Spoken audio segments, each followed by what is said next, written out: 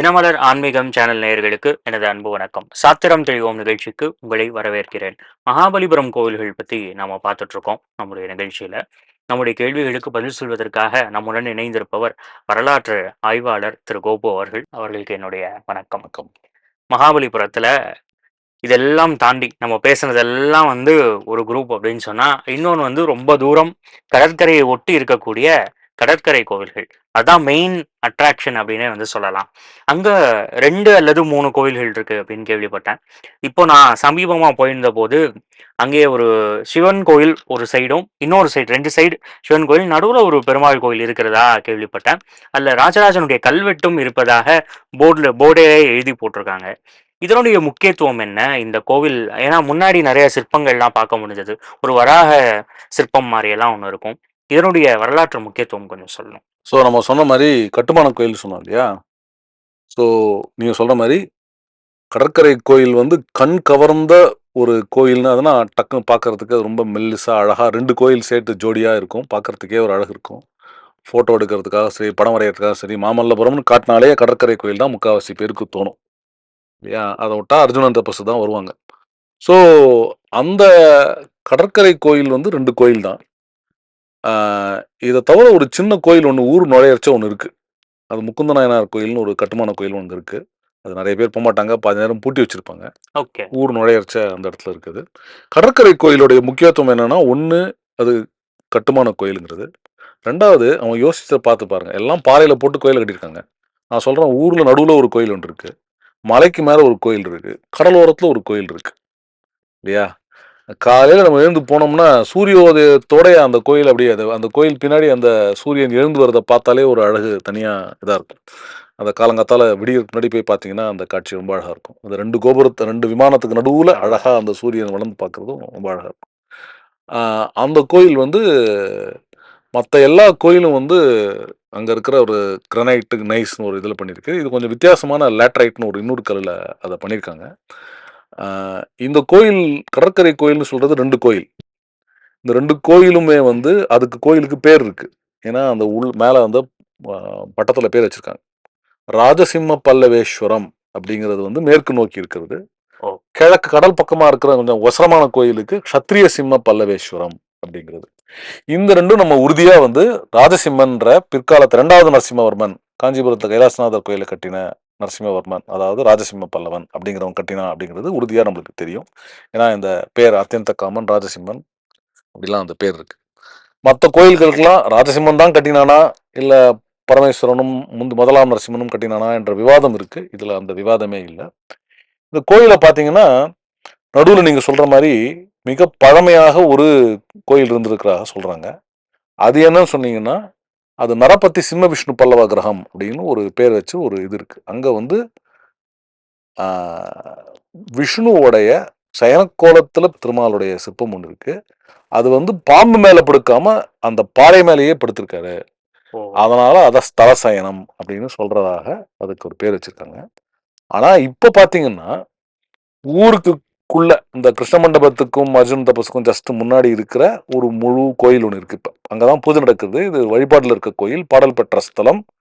இங்க தான் பண்டிகை எல்லாம் அங்க தான் நடக்குது. மத்த இடத்துக்குலாம் ரொம்ப சும்மா அப்படி தீபம் அப்பப்ப காட்டுறது. இன்னைக்கும் வழிபாட்டுல இருக்கக்கூடிய ஒரு பெரிய கோவில் அது. ஆமா. இதுதான் முதலா, இல்ல அந்த ஸ்தல சயனத்துக்கு அப்புறம் இந்த ஸ்தல சயனம் புகழ்பெறா. ஏன்னா இந்த கோயில்ல பார்த்தீங்கன்னாலும், அங்கேயும் அனந்த சேனன் மேல அதாவது ஆதிசேஷன் மேல படுக்காம, ஒரு பீடத்து மேல தான் படுத்திருப்பார். தரையில ஒரு மேடை மாரி இருக்கும். அதுல படுத்திருப்பார். ஓ! அனந்த சேனரா இல்லாம, அந்த ஸ்தலத்திலேயே, அந்த பூமியிலேயே படுத்திருக்கிறதுனால, அவருக்கு ஸ்தலசயன பெருமாள் பேரு.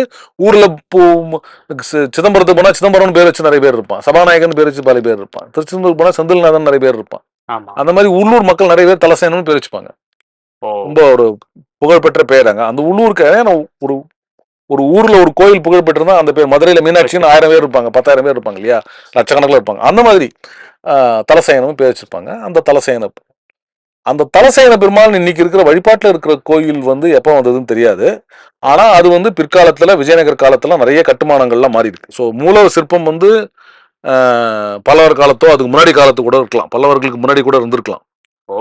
ஏன்னா ஆழ்வார்களுடைய அவதார ஸ்தலம், பூதத்தாழ்வாருடைய அவதார ஸ்தலம்னு சொல்லி அது ஒரு ரொம்ப புகழ்பெற்ற இது. பின்னாடி வந்த திருமங்கை ஆழ்வார் வந்து அந்த கோயில் மட்டும் தான் பாடுறாரு. பல்லவர் கட்டி எதுவுமே பாடல அவரு. ரைட். இல்லையா? மத்த வராகமூர்த்தி கோயிலையோ அங்கேயோ பாடல. இத மட்டும் தான் பாடுறாரு அவரு. அதுல ஏனம் ஆய் அப்படின்னு வந்து வராகர சொல்றாரே தவிர, இந்த ஸ்தலசேன பெருமாள் சொல்ல. ஆனா, இங்க இருக்கக்கூடிய அந்த கடற்கரைக்கு நடுவுல இருக்கிற அந்த தலசயனம்னு சொல்றோம் இல்லையா? அதை இப்போ அதுக்கப்புறம் என்ன பண்ணிட்டாங்க, இது ஸ்தலசயனம் சொல்றதுனால ஜலசயனம். ஏன்னா கடலோரமா இருக்கிறதுனால ஜலசயனம். கடலோரத்துல படுத்திருக்காரு அப்படின்னு சில பேர் சொல்றாங்க. அது வந்து ஒரு ஒரு சில ஆர்வலர்கள் வந்து சிம்ம விஷ்ணுன்ற மகேந்திரனுக்கு முன்னாடி இருந்த மன்னன் வந்து ஆபிசாரிக்க மூர்த்தியாக பண்ணான். அதாவது போர்ல ஒரு எதிரி தோற்க வேண்டும் என்று வேண்டுவதற்காக ஒரு சில குறிப்பிட்ட சிலைகளை பண்றதுக்கு ஆகம வழிகள் இருக்கு. அந்த வழிபடி அதை செய்தான். பின்னாடி வந்த ராஜசிம்மன் சிவனுக்கு முக்கியத்துவம் கொடுக்கணும்ட்டு 2 கடற்கரை கோயிலை எழுப்பி விட்டான். அது வந்து பின்னாடி உள்ளுக்குள்ள போன மாதிரி இருக்கு அப்படிங்கிறத அவங்களுடைய கருத்து சொல்றாங்க. இந்த கடற்கரை கோயில்ல வந்து என்ன இருக்குன்னா, 1000 வருஷமா கடல் உள்ள வந்து வாங்கி, சுனாமி மாரி வந்து அலை ஏறி, உப்பு காற்று பட்டு, அந்த கடல்ல வந்த பாறை, யூ நோ அ மரங்கள், மரத்துல இருக்கிற ஆணி, கீணி ஏதாவதெல்லாம் வந்து எல்லாம் வந்து அத அடி, அடி, அடி, அடின்னு அடிச்சு, அந்த கடற்கரை கோயில் வந்து சுவர்கள்லாம் ரொம்ப சேதமாயி, கீழ விழுந்து, மீட்டெடுக்கப்பட்டு, இதெல்லாம் நெறைய பார்த்துருக்கோம். ஸோ, அதனால அதுல இருக்கிற சிற்பங்கள் எல்லாம் ரொம்ப தேஞ்சு போயிருக்கு. கிழக்கு, மேற்கு 2 கோயில்லயுமே லிங்கம் இருக்கு. இது வந்து தாராலிங்கம்னு சொல்ற 16 பட்ட லிங்கம். இந்த 16 பட்ட லிங்கம் 2 கல்லுமே வந்து அங்க இருக்கிற லேட்டரைட் கிரானைட் கிடையாது. வேற எங்கேருந்தோ வரப்பட்ட பசால்ட்ங்கிற ஒரு வித்தியாசமான ஒரு கல். இந்த கல்ல அந்த லிங்கத்துல பார்க்கலாம். அங்க 2த்துலயும் இருக்கிற பின்னாடி இருக்கிற சோமாஸ்கந்த மூர்த்தி. ஏன்னா பல்லவர்களுடைய சிக்னேச்சர் இல்லையா? ஆம். சிவன் கோயில்ல லிங்கம் வச்சுட்டாங்கன்னா பின்னாடி வந்து ஸ்பின் சுவர்ல சோமாஸ்கந்த மூர்த்தி இருக்கிறாங்க. அதுவும் வந்து இதுல தான் இருக்கு. இந்த பசால்ட் கல்ல இருக்கு. கோயிலுடைய உச்சியில இருக்கிற கலசங்களும் அந்த பசால்ட் கல். இந்த கோயில்ல மட்டும். மத்த இடத்துலயும் அப்படி இல்ல. ஓகே. சரியா? இந்த கட்டுமான கோயில்கள்ல மட்டும் அது வந்து பசால்ட்ன்னு ஒரு கல்லுல பண்ணியிருக்காங்க. இது வந்து அது உள்ளுக்குள்ள இருக்கிற மண்டபம். அது சுத்தி வரி அந்த பெரிய கோயில், அந்த உயரமான கோயில் சத்திரிய சிம்மேஸ்வரம் கோயிலோட சுத்தி வர ஒரு சுவர் இருக்கு. உள்புற சுவர் இருக்கு. அது உள்ள நம்ம நடக்கலாம். அதுல எல்லாத்துலயும் சிற்பங்கள் இருக்கணும். 1, 2த்துல கொஞ்சம் நம்ம பார்க்க முடியுது. மகிஷாசுரமர்தினி, அந்த மாதிரி ஒரு சில சிற்பங்கள், கோவர்தன கிரிதாரி, இந்த மாதிரி திரிபுராந்தகர், அந்த மாதிரி சில சிற்பங்கள்லாம் நம்ம பார்க்க முடியுது. ஆனா ரொம்ப அடிபட்டு ரொம்ப தேஞ்சு போன சிற்பங்களா தான் நம்ம பார்க்க முடியுது இப்ப. என்ன அதனுடைய எச்சங்களை வச்சு இதுவா இருக்கணும், அதுவா இருக்கணும் நம்மளால யூகிக்கிற அளவுக்கு தான் இருக்கு. ரொம்ப அந்த சிற்பங்கள் தேய்ந்து போயிருக்கின்றன. என்ன இதனுடைய கடற்கரை கோயிலுடைய ஸ்பெஷாலிட்டி என்னன்னா, அதை தாண்டி முன்னாடி இது மேற்கு பக்கத்துல ஒரு பெரிய சுற்று மண்டபம் இருந்திருக்கு. அதுலயும் வந்து பல சிற்பங்கள் இருந்திருக்கு. எல்லாமே தேஞ்சு போயிடுச்சு. அது கடலுடைய அரிப்பு, கடல் உப்புல அரிப்பு, இதோட அரிப்புல எல்லாமே தேஞ்சு போயிடுச்சு. அதையும் தாண்டி 2 பலிபீடம் இருக்கு. அந்த பலிபீடத்துல சில கல்வெட்டுகள், கிரந்தத்துல கல்வெட்டுகள் இருக்கு. ஒரு ரொம்ப விசித்திரமான, ரொம்ப அபூர்வமான விஷயம் என்னன்னு சொன்னீங்கன்னா, அதுக்கு வடக்கு பக்கம், அந்த கோயில ஒட்டியே ஒரு 90கள்ல வரைக்கும் தெரியாது. மண்ணுல புதைஞ்சு தோண்டி பார்க்கும்போது ஏதோ பார்த்துருக்காங்க. 90 வரைக்கும் அதுக்கு தெரியாது. 1990கள்ல தொல்லியல் துறை தோண்டி பார்த்தா, அங்க ஒரு சின்ன குளத்துக்கான ஒரு அமைப்பு ஒண்ணு இருக்கு. அது ஒரு 6, 7 படி இறங்கி போற மாரி படிகள் இருக்கு. கல்லாலேயே படிகள் இருக்கு. அந்த குளத்துக்குள்ள வந்து இப்ப வச்சிருக்காங்க. ஒரு பன்றி வடிவத்துல ஒரு வராகம் ஒண்ணு இருக்கு. அது வந்து ராஜசிம்மனுடைய பட்டப்பெயர்கள். ராஜசிம்ம, ரணஜெய, ஸ்ரீபர, சித்திரகார்முக என்ற 4 பட்டப்பெயர்கள் அந்த பன்றியுடைய கால் அடியில இருக்கிற இடத்துல இருக்கு. ரைட். பக்கத்துல வந்து ஒரு வட்டமான ஒரு வட்ட வடிவில் ஒரு கோயில் இருக்கு. இப்ப மத்த எந்த வடிவமும் இல்லாம வேசர வடிவம்னு சொல்ற முழு வட்ட வடிவத்துல ஒரு சின்ன கோயில், தூண் மாதிரி ஒரு வடிவத்துல ஒரு கோயில் இருக்கு. அதுல ஒரு சின்ன 1 அடிக்கு 1 அடி சதுரத்துல உள்ள வெட்டப்பட்டு ஒரு கருவறை ஒண்ணு இருக்கு. அதோடைய பின்புறத்துல வீணாதர ரிஷபாந்திக்க தட்சிணாமூர்த்தின்னு சொல்லக்கூடிய ஒரு சிவபெருமானுடைய உருவம் ஒன்று இருக்கு. வீணை வச்சிருக்காரு, காளை மேல உட்கார்ந்து இருக்காரு. அவர் வந்து ஒரு தட்சிணாமூர்த்தி மாதிரி ஒரு இதா இருக்காரு. அதான் ஒரு சிற்பம் ஒண்ணு இருக்கு. சோ அதுக்கு பக்கத்துல ஒரு சுனை இருக்கு. என்ன கூற்றுன்னு சொல்லுவோம் இல்லையா? ஆமா. அது உள்ள இருந்து மணல்ல இருந்து கொஞ்சம் அதுல அப்பப்போ வந்து நல்ல தண்ணி வரும். உப்பு தண்ணி இல்ல, நல்ல தண்ணி வரும். அந்த இடத்துல ஒரு படிக்கட்டு, ஒரு சின்ன ஒரு இது பண்ணி வச்சு அதுல வந்து ஒரு ஜலக்கன்னியை, ஒரு பெண்ணை வச்சு வடி வச்சிருக்காங்க. என்ன இதுல வந்து தண்ணி நிறைய இருந்துச்சுன்னா, அப்போ அந்த லிங்கம், அந்த கோயில் இருக்கே, அது ஒரு முழு கோயில், அது இது இருக்காது. அந்த கோயிலுடைய உச்சி வந்து இந்த குளத்துக்கு மேல எட்டிட்டு வரும்.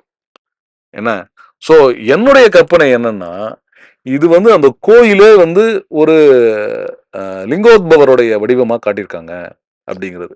ஓ! அதாவது என்னன்னா, நம்ம சொல்லுவோம் சிவபெருமான் வந்து லிங்க வடிவத்துல எடுத்தாரு. அதாவது வந்து அருணாச்சலேஸ்வரராக ம். அடியும் ம். முடியும் காண முடியாத அனலாக தோற்றமளித்தார்.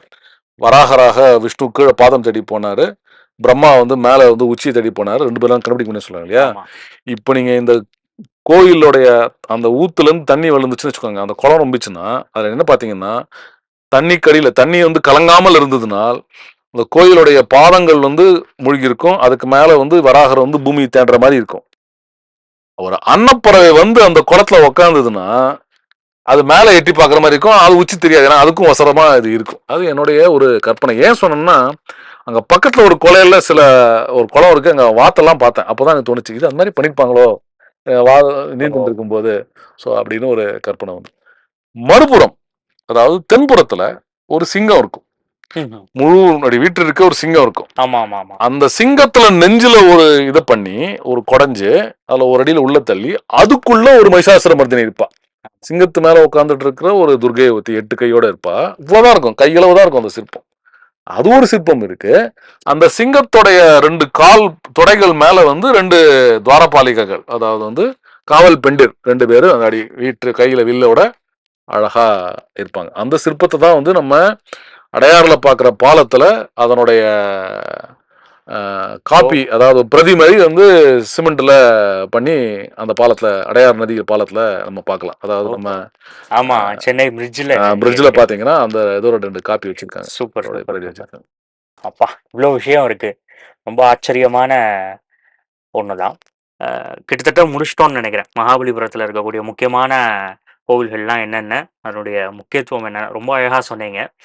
அதுவும் குறிப்பா நுணுக்கமா அடுத்த முறை இந்த நிகழ்ச்சி நம்ம நடத்துறதுக்கு காரணமே என்னன்னா, இதை பார்ப்பவர்கள் அடுத்த முறை மகாபலிபுரம் செல்லும்போது, இதையெல்லாம் பார்த்து, நல்லா கவனிச்சு கேட்டு, ஒவ்வொரு சிற்பத்தையும் பார்த்து மக்களுக்கு இங்க யார அழைச்சிட்டு போறீங்களோ அவங்களுக்கு இதெல்லாம் சொல்லணும்.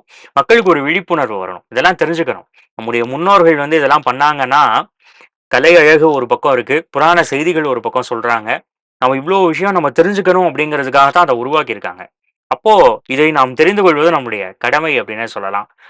தினமலருடைய நிகழ்ச்சிக்கு நாங்கள் அழைத்தவுடன் எங்களுடன் வந்து கலந்து கொண்டு, உங்களுடைய பிஸி ஷெட்யூல்ல எங்களுக்கு ஒரு டைம் குடுத்து, ரொம்ப அழகா மகாபலிபுரம் பத்தி விளக்கினீங்க. உங்களுக்கு என்னுடைய நன்றிகளை தெரிவித்துக் கொள்கிறேன். மீண்டும் இதுபோல ஒரு நல்ல நிகழ்ச்சியில் உங்களை சந்திக்க வேண்டும் என்பது என்னுடைய ஆசை. நன்றி. வணக்கம். வணக்கம்.